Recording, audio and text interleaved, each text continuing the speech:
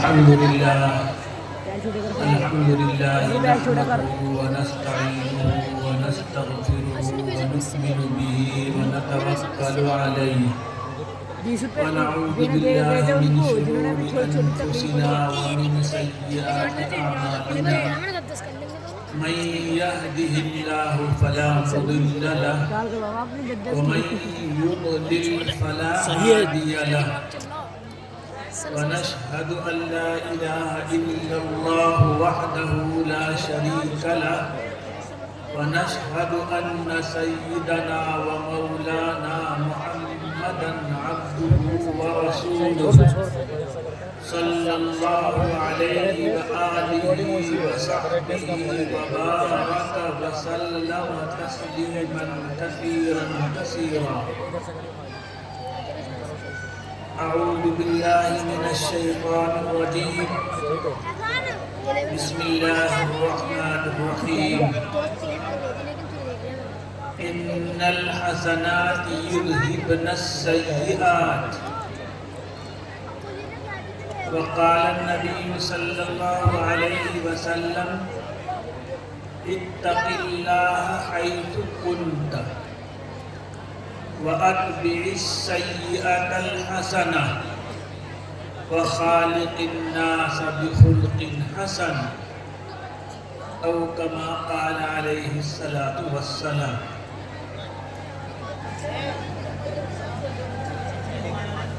معزز علماء بہت ہی عزت و احترام کے قابل عام مسلمان بھائیوں اور پیارے بچوں، رات تقریباً آدھی ہو چکی. آپ حضرات دیر سے تقریریں سن رہے ہیں. ہم لوگوں کے یہاں رواج یہ ہو گیا ہے کہ لمبی لمبی ایک گھنٹہ دو گھنٹہ کی تقریریں ہوتی ہیں اور ایک ہی جلسے میں کئی مقرر اور کئی واعظ ہوتے ہیں. واعظ یا بیان یا تقریر یہ سب اس لیے ہوتے ہیں کہ ہم لوگ اس سے کچھ سیکھیں، یاد رکھیں، پھر اسی کے مطابق اپنی ہم زندگی گزاریں. یہ مقصد ہے. کہنے والے کا مقصد بھی دین سیکھنا اور سکھانا ہے اور سننے والوں کا مقصد بھی دین سیکھ کر کے اسی کے مطابق زندگی گزارنا ہے. مدرسے دیکھیے، دین بچہ ہو، جوان ہو، بوڑھا ہو، سب کو سیکھنا ضروری ہے. اس لیے کہ جب تک آدمی دین اور دین کی باتیں سیکھے گا نہیں، وہ اللہ اور اللہ کے رسول صلی اللہ علیہ وسلم کی مرضی کے مطابق زندگی گزار نہیں سکتا. ایک مسلم میں، ایک مسلمان میں اور نان مسلم میں، غیر مسلم میں فرق یہی ہوتا ہے کہ غیر مسلم اپنی من چاہی زندگی گزارتا ہے. اس کا جو جی چاہے کرتا ہے، جس سے جینا چاہے اس کو نہیں کرتا ہے. جو چاہے بول دیا، جو چاہے کھا لیا، جو چاہے پی لیا، جو چاہے پہن لیا، سر سے لے کر اوپر وہ پورا کا پورا اپنی منمانی زندگی گزارنے کے لیے تیار رہتا ہے، وہ اپنی منمانی زندگی گزارتا ہے۔ ظاہر ہے کہ یہ سب اسے اللہ پاک نے دیا تھا، اس کی روزی روٹی ہر چیز کا نظم اللہ پاک نے کیا تھا، تو اسے اللہ پاک نے اس سے بھی یہی چاہا تھا کہ نہیں تو ہماری مرضی کے مطابق چل۔ ہم نے زندگی گزارنے کے لیے اپنے نبیوں کے ذریعے ایک طریقہ بھیج دیا ہے، اس طریقے کے مطابق زندگی گزار تو اس دنیا میں بھی کامیاب رہے گا، مرنے کے بعد دوبارہ زندگی شروع ہوگی، جو اصل زندگی ہے اس میں بھی کامیاب رہے گا۔ لیکن اس بات کو ایک مسلمان نے تو مانا، ایک مسلمان نے مانا کہ ہم اپنے اللہ کے کہنے کے مطابق چلیں گے۔ اللہ کے نبی صلی اللہ علیہ وسلم نے ہمیں جو جو کام کرنے کے لیے کہہ دیا ہے ہم کریں گے، جن کاموں سے ہمیں روک دیا ہے ہم اسے رک جائیں گے۔ تو اللہ پاک نے مسلمانوں کے لیے اپنے نبیوں کو بھیجا، اپنی کتاب بھیجا، اور نبی صلی اللہ علیہ وسلم کے دنیا سے رخصت ہو جانے کے بعد، چلے جانے کے بعد اللہ پاک نے نبی صلی اللہ علیہ وسلم کے وارث علماء کو پیدا کیا اور انہیں عالم بنایا، اسی لیے تاکہ وہ سارے مسلمانوں تک، سارے انسانوں تک اللہ کی باتیں پہنچائیں۔ اس لیے تاکہ ہر مسلمان ایک ایسی زندگی گزارے جیسی زندگی اللہ پاک گزروانا چاہتے ہیں، جیسی زندگی گزارنے کی نبی اکرم صلی اللہ علیہ وسلم نے ہمیں تعلیم دیا ہے۔ بھائیو، کامیابی بس اسی میں ہے، دنیا کی کامیابی بھی اور آخرت کی کامیابی بھی اسی میں ہے کہ ہم اللہ کے ہو جائیں۔ من کان للہ کان اللہ لہ، جو اللہ کا بن جاتا ہے یعنی اللہ کے حکموں پہ چلنے لگتا ہے، کان اللہ لہ، اللہ پاک اس کے بن جاتے ہیں، اس کی دینی ضرورتیں بھی پوری کر دیتے ہیں، اس کی دنیاوی ضرورتیں بھی پوری کر دیتے ہیں۔ بھائیو،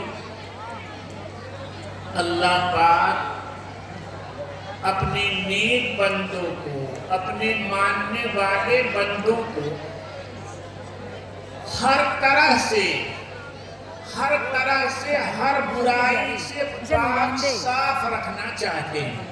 اللہ طیب، اللہ طیب، اللہ پاک پاکیزہ ہیں، پاکیزہ عمل ہی کو پسند کرتے ہیں، پاکیزہ انسان ہی کو پسند کرتے ہیں۔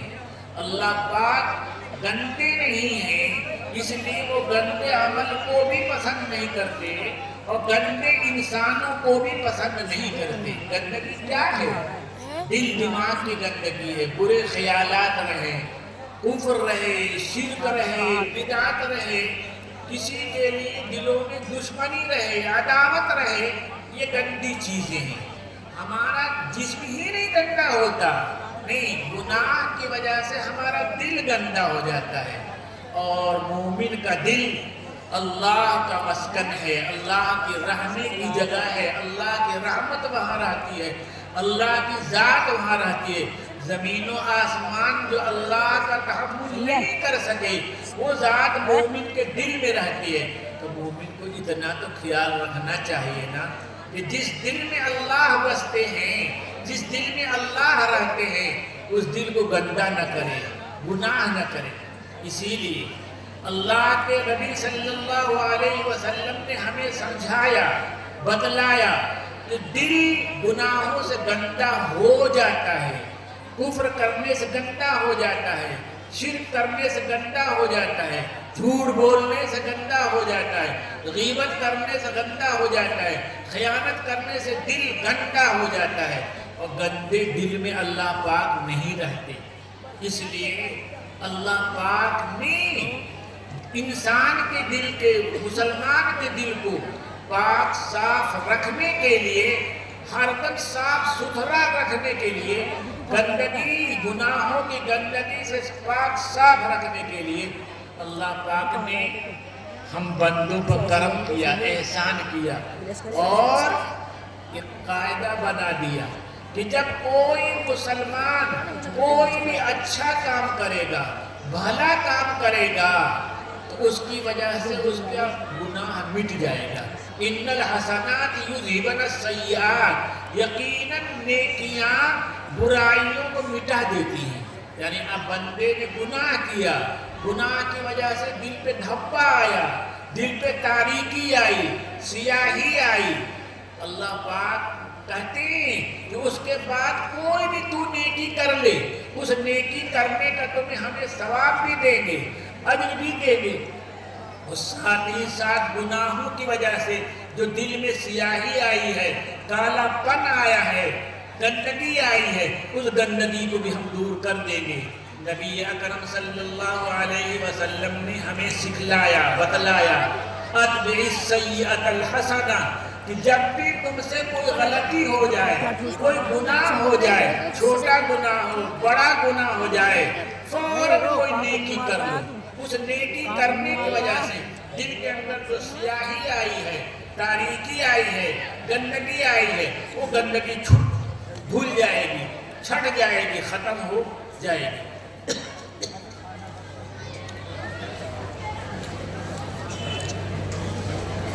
بھائیو، اب تک جو میں نے ذکر کیا اس کا خلاصہ دیکھیے. تقریر کرنا اور سننا یہ آسان نہیں ہے، اس کو یاد رکھنا تھوڑی دیر بات ہو اور سننے والے اسے یاد رکھیں، اس کے مطابق چلیں، یہی اصل چیز ہے.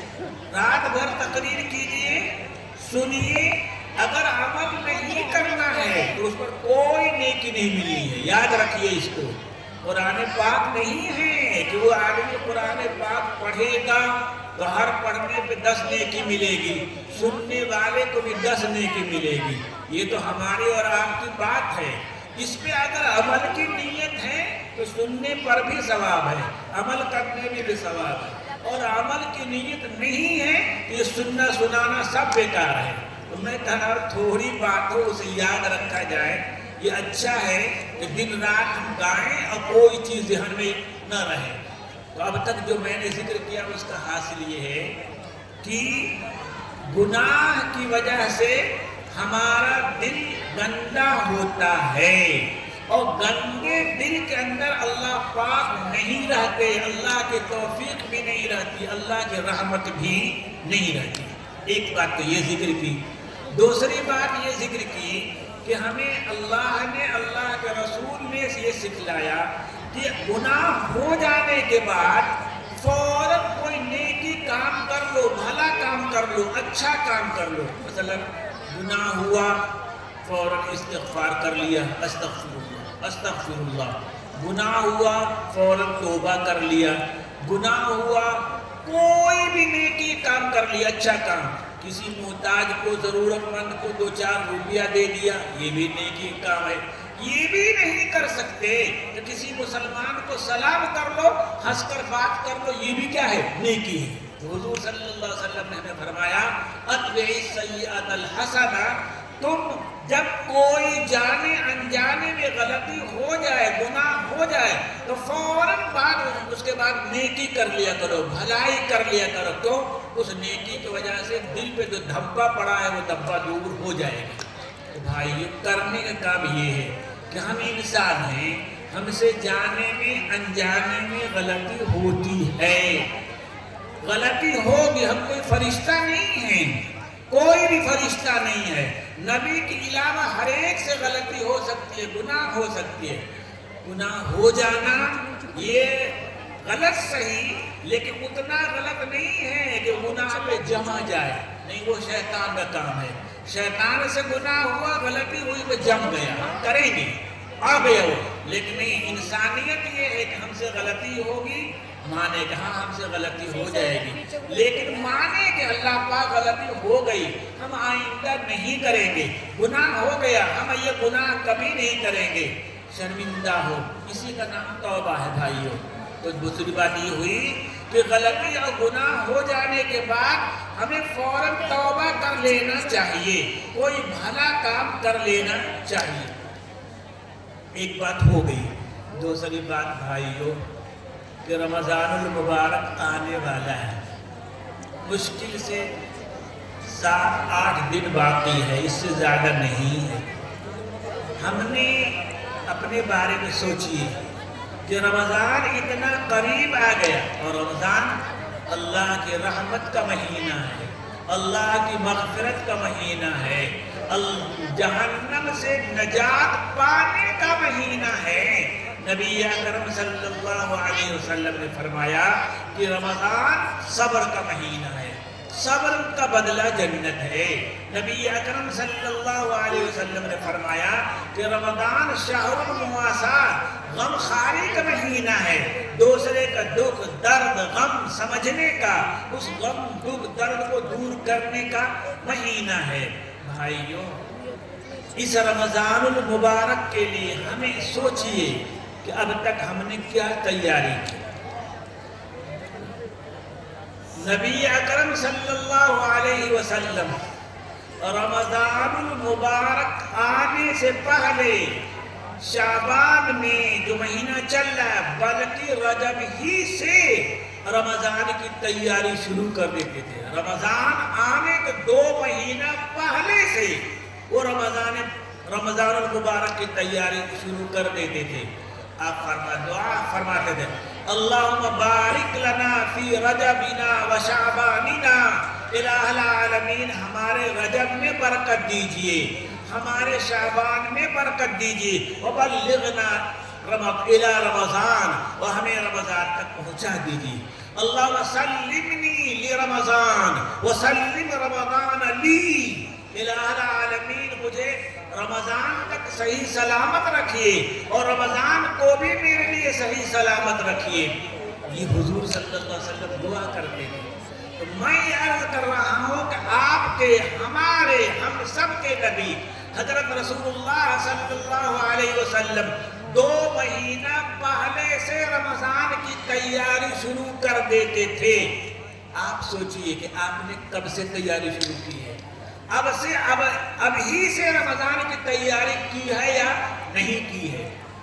ہم تیاری کا یہ مطلب نہ سمجھے جو ہم تیاری کرتے ہیں، ہے نا، کہ کھانے پینے کا خوب بڑھیا نظم ہو جائے، 10 طرح کی افطاری ہو جائے، سحری کے لیے یہ نظم ہو جائے، پھر تراویح بعد کھانے کا یہ نظم ہو جائے۔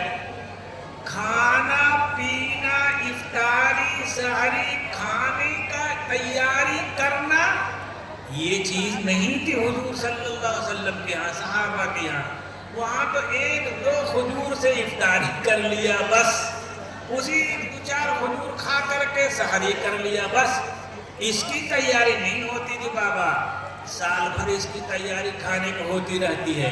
نبی اکرم صلی اللہ علیہ وسلم، رمضان عبادت کا مہینہ ہے، رمضان بندگی کا مہینہ ہے، رمضان تقوی کا مہینہ ہے، اس کی تیاری ہوتی تھی کہ رمضان میں زیادہ سے زیادہ، جس کو اب عبادت کی عادت نہیں ہے وہ رمضان میں بھی عبادت نہیں کر پائے گا۔ پہلے ہی سے عادت ڈالے روزہ رکھنے کی۔ حضرت عائشہ رضی اللہ عنہ فرماتی ہیں کہ نبی اکرم صلی اللہ علیہ وسلم سال بھر کبھی مسلسل روزے نہیں رکھتے تھے، ہاں شعبان میں آپ مسلسل کئی دن تک روزے رکھ جاتے تھے۔ کیا ہے؟ رمضان کی تیاری، رمضان کی تیاری، آپ کی عبادتیں بڑھ جاتی تھی۔ بھائیو، ہمیں رمضان کو خاص طور پہ رمضان میں دھیان دینا چاہیے۔ یہ مبارک مہینہ اللہ پاک نے نیکیوں کا مہینہ بنایا ہے، رحمتوں کا مہینہ بنایا ہے، مغفرتوں کا مہینہ بنایا ہے، تو ہمیں اپنے آپ کو اللہ کی رحمت کے لائق بنانا چاہیے، اللہ کی مغفرت کے لائق بنانا چاہیے، ہمیں اپنے آپ کو ایسا بنانا چاہیے کہ اللہ پاک ہمارے لیے رمضان میں جہنم سے نجات کا فیصلہ کر لے۔ یہ بنانا، تیاری کرنا پڑے گا، ہمیں تیاری کرنا پڑے گا کس بات کی کہ ہم رمضان میں اپنے کو دنیاوی کاموں سے جتنا بچا سکتے ہیں بچائیں، اپنے وقت کو خالی کریں، سب سے پہلے اپنے وقت کو خالی کریں۔ نبی اکرم صلی اللہ علیہ وسلم نے دعا فرمایا، اللہ پاک جو اپنے خادم اور نوکر کا کام رمضان میں کم کر دے، کیا سمجھے؟ تو جب نوکر چاکر کا کام رمضان میں کم کرنے کا آپ نے حکم دیا ہے، خود اپنا کام بھی کم کرنا چاہیے۔ دنیا کی مشغولیت مصروفیت چھوڑ تو نہیں سکتے، ہمارے اوپر ہمارا خرچہ واجب ہے، ماں باپ کا خرچہ واجب ہے، بیٹا کا خرچہ واجب ہے، بیٹی کا خرچہ، بیوی، یہ سب ضروریات پوری کرنے کے لیے دنیا کی مشغولیت رہے گی، کام دھام رہے گا، لیکن جتنا وقت فارغ کر سکتا ہے کہ فارغ کرے کس کے لیے؟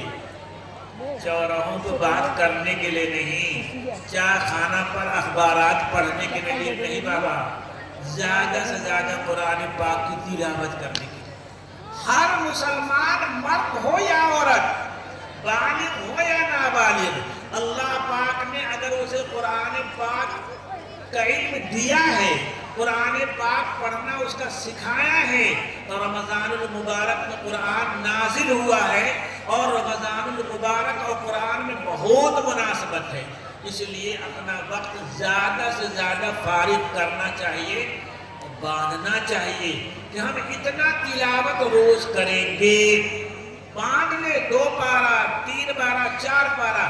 گھر کی ماں بہنوں کو تو فرصت ہے، انہیں کیا کرنا ہے؟ دن میں کھانا بھی نہیں بنانا ہے، ناشتہ بھی نہیں بنانا ہے، خواہ کے لیے اسی کام میں لگے رہنا نہیں، زیادہ سے زیادہ وقت فارغ کیجیے قرآن پاک کی تلاوت کے لیے۔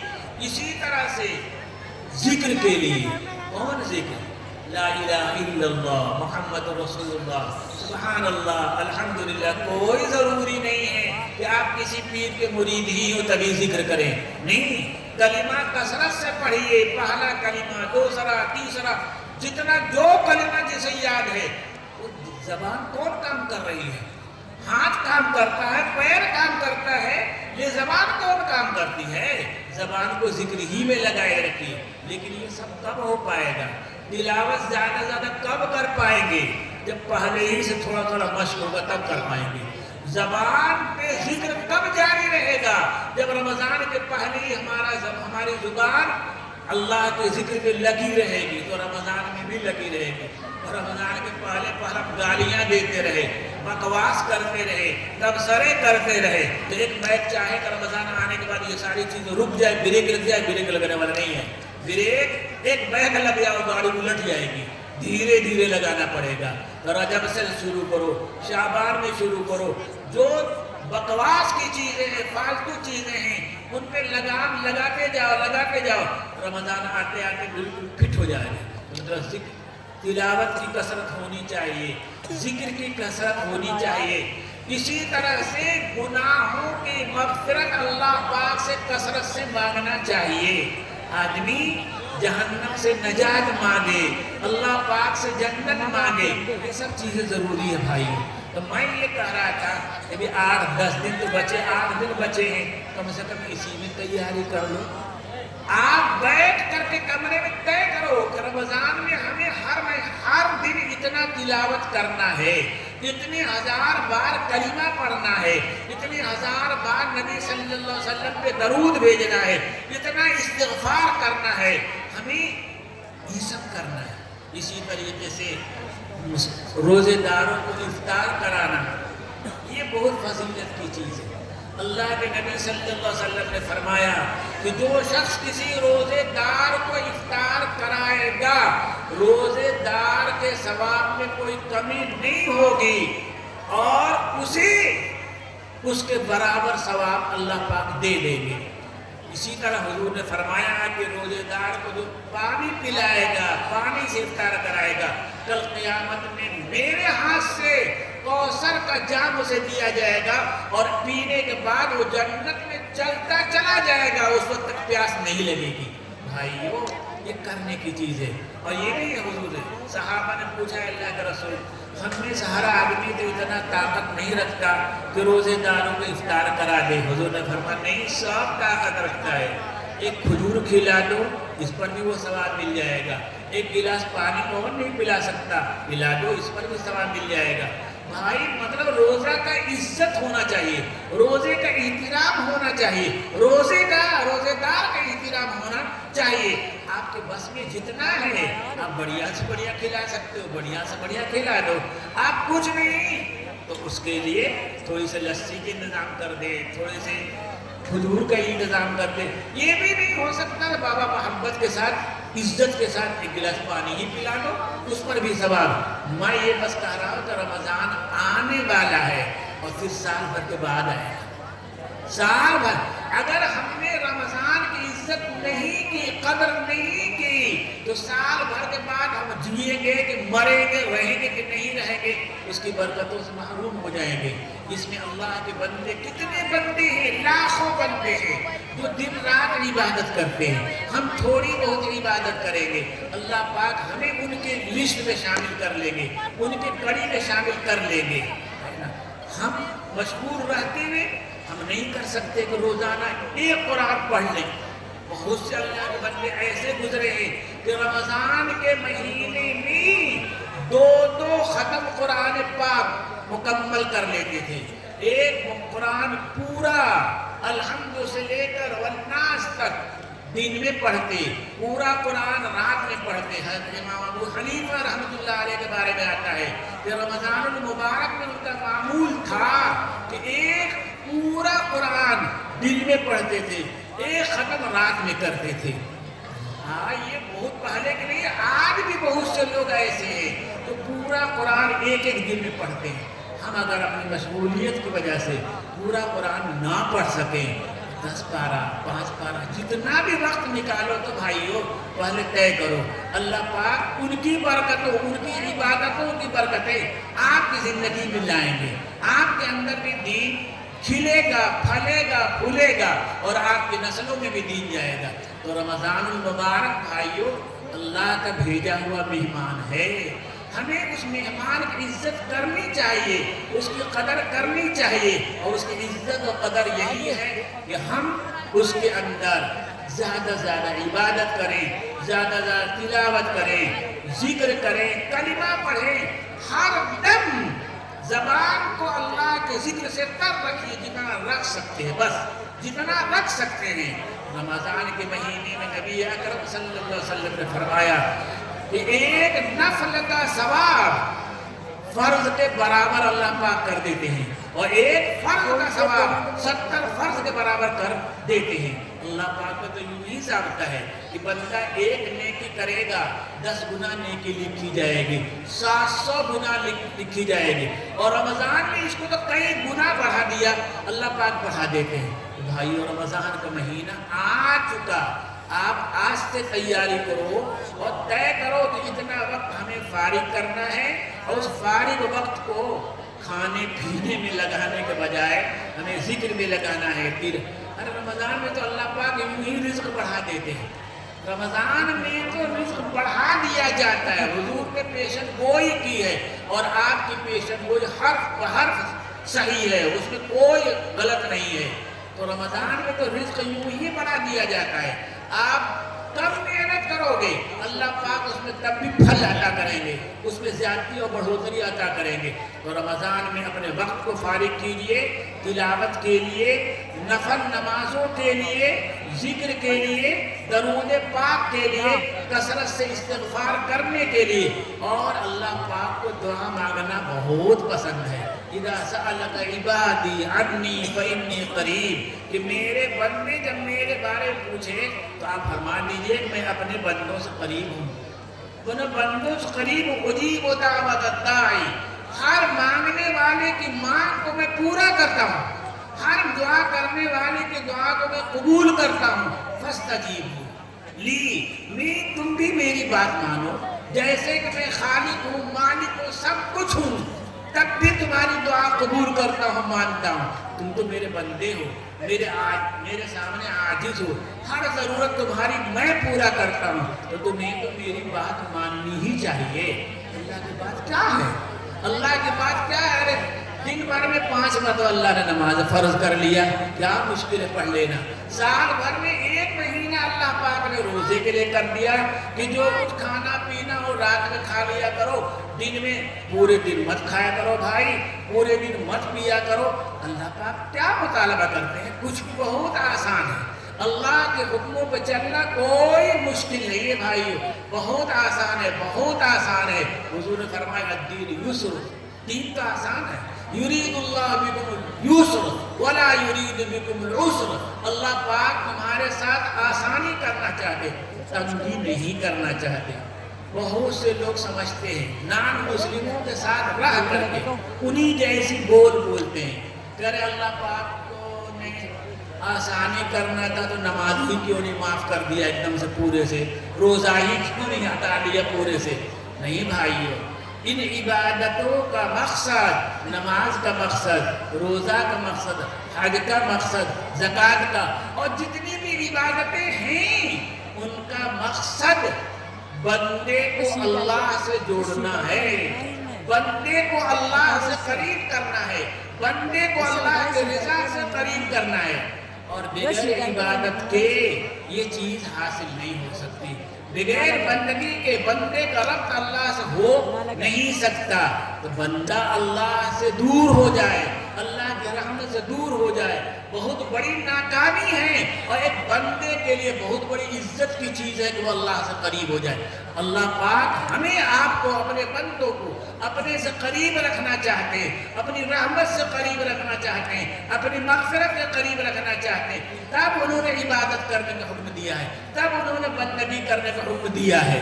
تو یہ مقصد اللہ پاک چاہتے ہیں آسانی کے ساتھ، سہولت کے ساتھ، بغیر جان کھپائے، بغیر مشقت میں ڈالے، بندہ ہلکی پھلکی ہمارے حکموں پر چلتا رہے، ہم سے قریب ہوتا رہے۔ تو بھائیو، اللہ پاک نے یہ عبادتیں، یہ نماز، روزے، حج، زکوٰۃ، اور جو اللہ پاک نے حکم دیا ہے اس میں اللہ کا کوئی فائدہ نہیں ہے، اللہ کا بے غرض ہے، ان کے ہماری عبادتوں سے ان کو کوئی فائدہ نہیں ہونے والا ہے۔ ہم اللہ سے قریب ہو جائیں، اللہ ہم سے خوش ہو جائے، یہ ہمارا فائدہ ہے، اللہ کا کوئی فائدہ اس میں ہے۔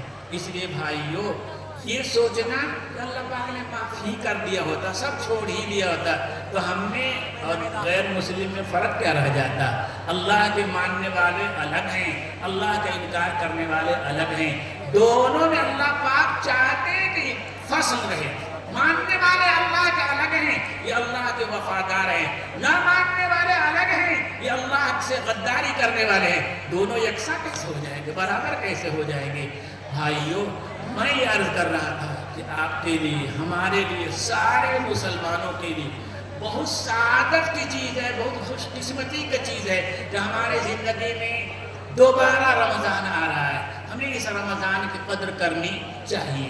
حضور صلی اللہ علیہ وسلم نے فرمایا کہ اللہ کے ذکر کی کثرت کرو، تلاوت کی کثرت کرو، جنت خوب مانگو اللہ سے، جہنم سے خوب پناہ مانگو، ان سب چیزوں کو کثرت کرنی چاہیے۔ اور اللہ پاک اپنے بندوں پہ کتنے مہربان ہیں، کتنے مہربان ہیں۔ اللہ پاک نے رمضان میں ایک رات رکھی ہے جسے لیلۃ القدر کہتے ہیں، اردو میں شب قدر کہتے ہیں، اس کی ایک رات 1000 مہینوں سے بہتر ہے۔ وہ ایک رات، ایک رات عبادت کیا، ایسا ہے کوئی 1000 مہینے، تقریباً 83 سال ہوتے ہیں، 83 سال اس نے عبادت کی۔ ایک رات گناہوں سے بچا رہا ایسا ہے گویا کہ 83 سال کی پوری عمر گناہوں سے بچا رہا ہو، ہے نا؟ ایک بار اس نے اللہ اکبر کہا گویا کہ وہ 80 برس تک اللہ اکبر کرتا ہی رہا۔ حضور صلی اللہ علیہ وسلم نے فرمایا، حضرت عائشہ نے پوچھا اللہ کے رسول اگر شب قدر مجھ کو مل جائے تو مجھے کیا دعا کرنی چاہیے؟ اللہ کے رسول نے فرمایا کہ مختصر سی یہ دعا کر لیا کرو، اللہم انک عفو تحب العفو، اللہم انک عفو تحب العفو فاعف عنی یا الہ العالمین۔ آپ معاف کرنے کو، درگزر کرنے کو پسند کرتے ہیں۔ الہ العالمین، جب آپ کریم ہیں، درگزر کرنے کو، معاف کرنے کو پسند کرتے ہیں، فاعف عنی، ہمیں بھی بخش دیجئے، ہمارے ساتھ بھی عفو کا معاملہ کیجئے، ہمارے گناہوں کو بھی مٹا دیجئے۔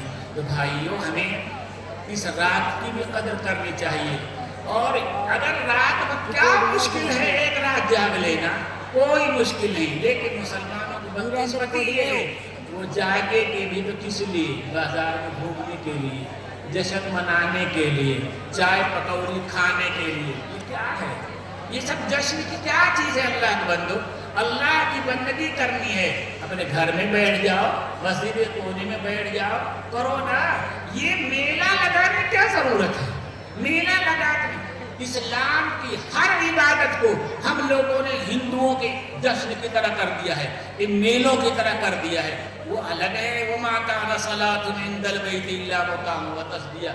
ان کی تو عبادت ہی یہی ہے کہ تالی بجائے، تھالی بجائے، یہ ان کا کام ہے۔ ہمارا کام یہ نہیں ہے، ہمارا کام تو اللہ کے سامنے رونا ہے، گڑگڑانا ہے، رات کی تنہائیوں میں، تاریکیوں میں اللہ کا نام لینا ہے، اللہ کے لیے نمازیں پڑھنا ہے، اللہ کے لیے ساری عبادتیں کرنی۔ ہم الگ ہیں، وہ الگ ہیں، اللہ الگ رکھتا ہے، الگ رہیے۔ بھائیو، میں یہ کہہ رہا تھا کہ اولاً تو ہمیں گناہوں سے بچنا چاہیے، ہو جائے تو فوراً توبہ کر لینا چاہیے، کوئی بھلا کام کر لینا چاہیے۔ آخری بات یہ کہی کہ نبی اکرم صلی اللہ علیہ وسلم 2 مہینہ پہلے ہی سے رمضان کی عبادت و بندگی کے لیے تیاری کرتے تھے۔ ہم اور آپ چلے آج سے ہفتے بھر پہلے سے رمضان کی تیاری کریں۔ تیاری اس بات کی کریں کہ تلاوت کتنی ہوگی، تیاری اس بات کی کریں کہ ہم درود کتنے بار پڑھیں گے، تیاری اس بات کی ہوگی کہ ہم استغفار کتنا پڑھیں گے، تیاری اس بات کی ہوگی کہ ہم کتنا وقت اللہ کے سامنے رونے اور گڑگڑانے میں گزاریں گے۔ بھائی، اس کی تیاری کرو۔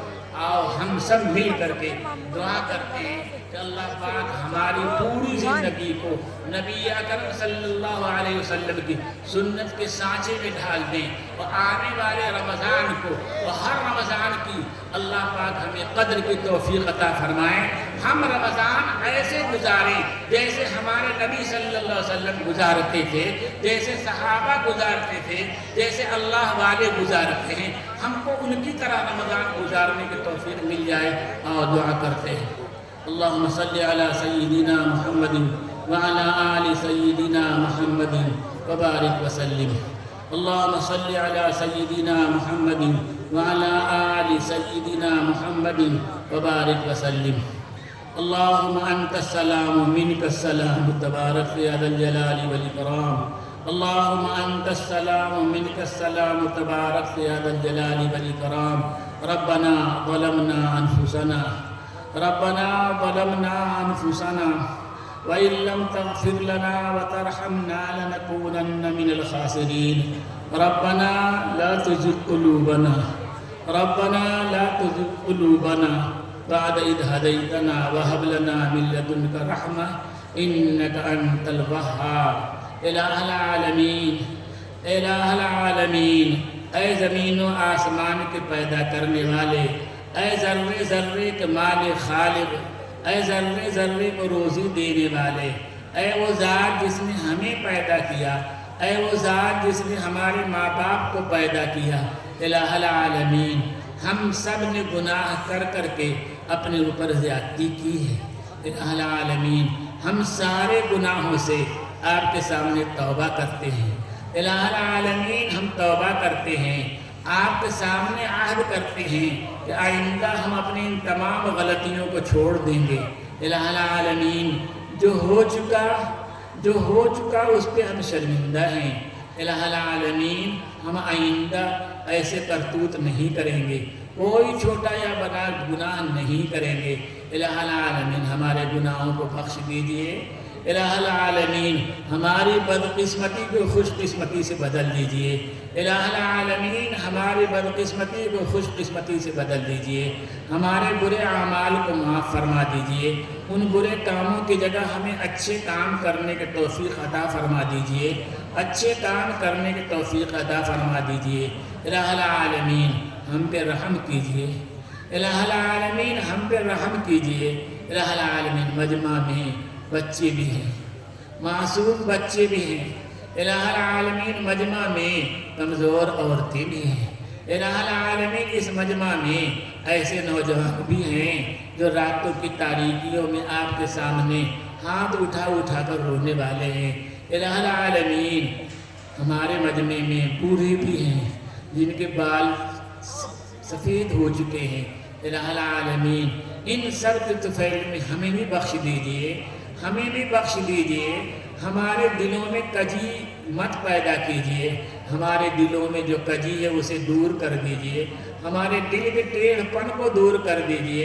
الہ العالمین ہمارے دل کو کفر سے، شرک سے، نفاق سے، ریا سے، ہر طرح کی گندگی سے پاک کر دیجئے۔ الہ العالمین ہمارے دل کو، مسلمان کے دل کو آپ نے جب اپنا گھر بنایا ہے، الہ العالمین اس گھر کو صاف ستھرا کر دیجئے، اپنے رہنے لائق بنا دیجئے، اپنے رہنے لائق بنا دیجئے، اپنے رہنے لائق بنا دیجئے۔ الہ العالمین رمضان پاک کا مہینہ آ رہا ہے۔ الہ العالمین یہاں آپ کا ہمارے لیے بہت بڑا تحفہ ہے، بہت بڑا تحفہ ہے۔ الہ العالمین ہمیں اس میں قدر کی توفیق دیجئے، ہمیں نمازوں کی پابندی کو حکم دیجئے، کثرت سے نوافل پڑھنے کی توفیق دیجئے، تراویح پڑھنے کی توفیق دیجئے، تہجد میں رات گزارنے کی توفیق دیجئے۔ الہ العالمین ہمیں کثرت سے عبادت و بندگی کی توفیق دیجئے، ہر طرح کے گناہ سے، فسق سے، فجور سے، سود سے، ربا سے، جوا سے، ان سب چیزوں سے الہ العالمین ہمیں بچا دیجئے۔ ہم بھی جس کو لت پڑی ہوئی ہے الہ العالمین جوا کھیلنے کی، سٹا کرنے کی، شراب پینے کی، الہ العالمین آنے والے رمضان کی برکت سے ان سب برائیوں سے ہم سب کو بچا لیجئے، ان سب برائیوں سے ہم سب کو بچا لیجئے۔ الہ العالمین ہم میں جو بیمار ہیں ان کو شفا عطا فرما دیجئے، ہم میں جو بیمار ہیں ان کو شفا عطا فرما دیجئے، ہم میں جو قرض دار ہیں ان کے قرضوں کو دور کر دیجئے۔ الہ العالمین اتنے گھر ایسے ہیں جن میں بچے جوان پڑے ہیں، الہ العالمین ان کا مناسب رشتہ عطا فرما دیجئے، ان کا مناسب رشتہ عطا فرما دیجئے۔ الہ العالمین ان کے نفس کی پاکیزگی کا ذریعہ عطا فرما دیجئے۔ الہ العالمین الہ العالمین ہم سب آپ کے سامنے ہاتھ پھیلائے آپ سے آپ کے مغفرت کی بھیک مانگتے ہیں، اپنی رحمت کی بھیک مانگتے ہیں۔ الہ العالمین ہم سب کی ضرورتوں کو پورا کروائیے۔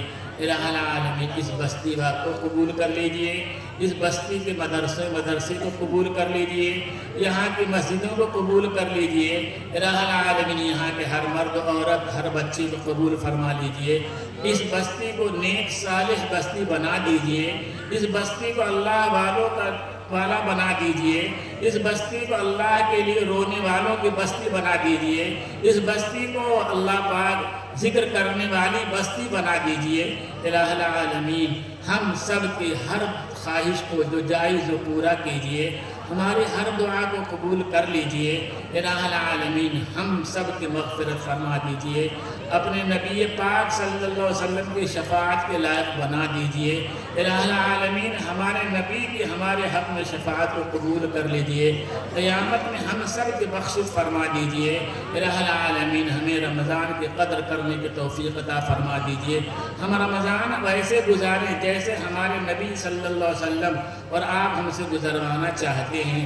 ربنا تقبل منا، ربنا تقبل منا، ربنا تقبل منا إنك أنت السميع العليم وتب علينا إنك أنت التواب الرحيم صلى الله عليه وآله وصحبه وبارك وسلم تسليما كثيرا لا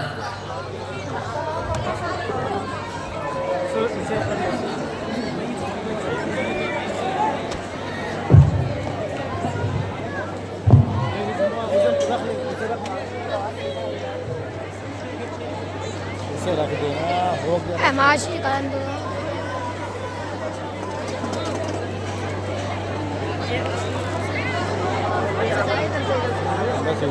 ایسا رکھ دو بس ہو گیا